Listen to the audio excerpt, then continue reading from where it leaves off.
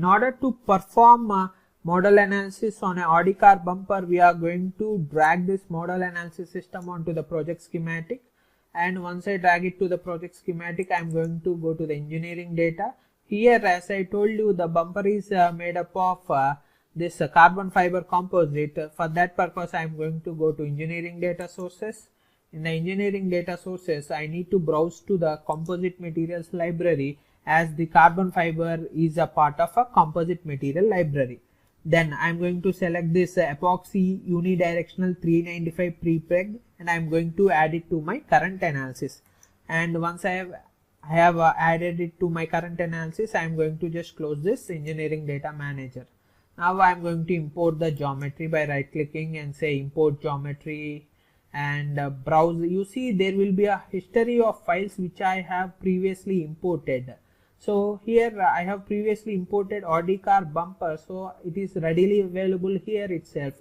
So I am going to just select it instead of browsing for the file location. So I am going to select it from here, and once I have selected from here, it is going to get updated or imported. And now I am going to just double click on the model cell in order to open Ansys mechanical module. So remember, in this Audi car bumper model we have taken, there are two types of bodies. One is a surface body, another one is a solid body. So for the surface body, as I have told you previously, we need to define some thickness in Ansys mechanical. For that purpose, I am going to select this surface body and I am going to give the thickness as a 10 mm in the details window. And as a part of a caution, even after importing this particular model, the computer itself, the software itself has shown a question mark beside it, so that we can know that some input is missing for that particular part. So now once we have defined the thickness, now what I am going to do is, here see there are three solid parts for which I am going to apply structural steel as a material, and then for this surface or the top part I am going to apply carbon fiber as my material. So as I have already selected this part, I am going to change the material assignment from structural steel to epoxy carbon, and then I am also going to select all of this by pressing Ctrl, and then I am going to change the assignment to structural steel. So by default, as the structural steel is the material, so I need not change the material right now. So once I am finished, see here the connections have been automatically generated. Here if we look physically also, everything is bonded through adhesives or weld, so we can leave the contact type to bonded, no problem, we don't have any problem. I am going to right click and say generate mesh.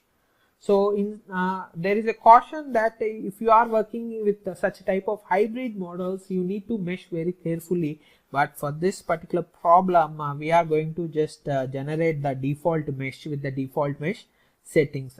It will take a little bit of time because it's a little bit bigger model, as well as it is a hybrid model. So it will take a little bit of time to mesh and complete all the parts, and due to the curvatures as well. So it has a lot of curvatures, so it has to see, it has to just complete every area.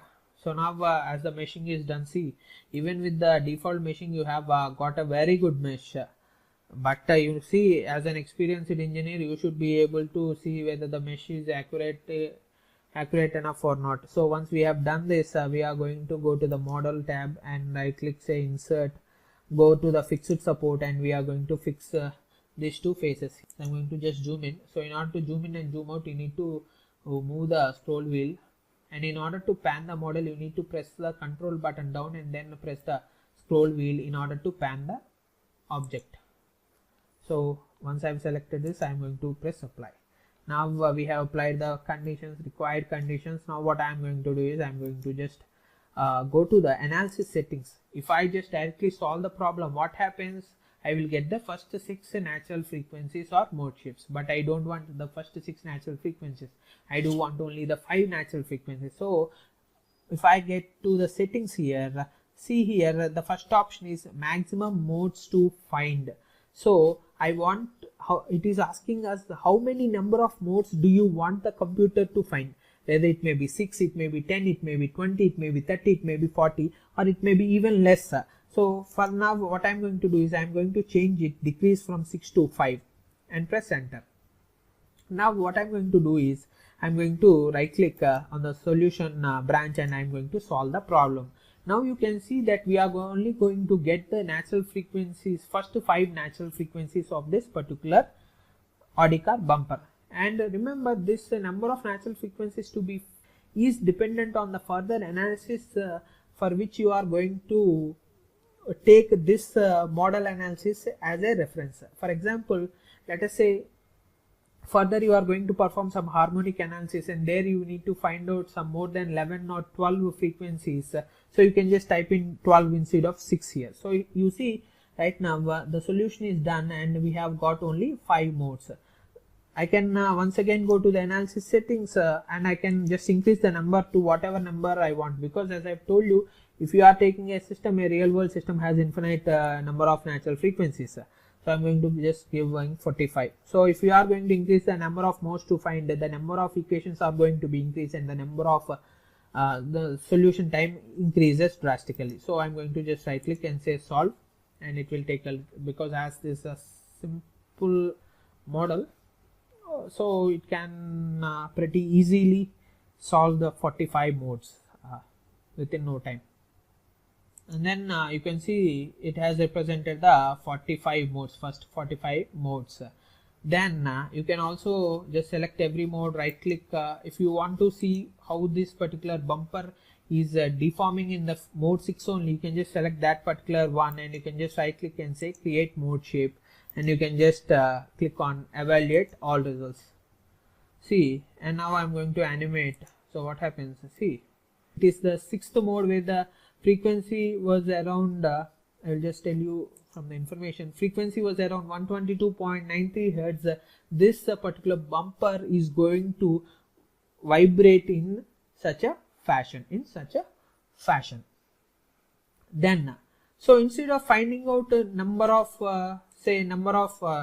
modes, what I am going to do is I am going to reduce it to 6 itself. So okay, then I am going to give a range. So between which range of frequencies do you want me to find? For example, let us say, as we have as I have explained the example of a motor and a centrifugal pump.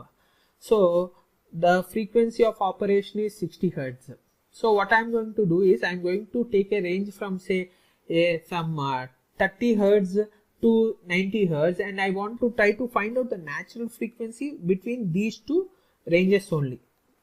So this could limit my search. For example, if I am just cluelessly searching for infinite number of say natural frequencies, I will be not able to do. So for that, in order to limit my search, I can give the limit search range. So I am going to press S instead of S, and I am going to type in range. So I am going to just type in from 600. I want to find out from 600 Hertz to say some 800 Hertz. So once I have given the frequency range, I can just right click and say solve, and once I click on solve, we are going to get the frequencies that are present only between this range of frequencies. If there are any other natural frequencies that are outside this range, this software will not be showing us all of these things. So here within this range there are 6 natural frequencies. They are 613, 640, 653 and 692 and 728. So this is how you can perform. You can request the software to search in between the limit range, or you can also request to find out more number of modes if you want. Then once you finish this one, you can just save it by just going to file, say save, and in the save you are just going to type in Audi car bumper model analysis, and you are going to save. And in the next lecture we are going to see how we can perform pre-stressed model analysis and find out the natural frequencies for a machine frame. Thank you.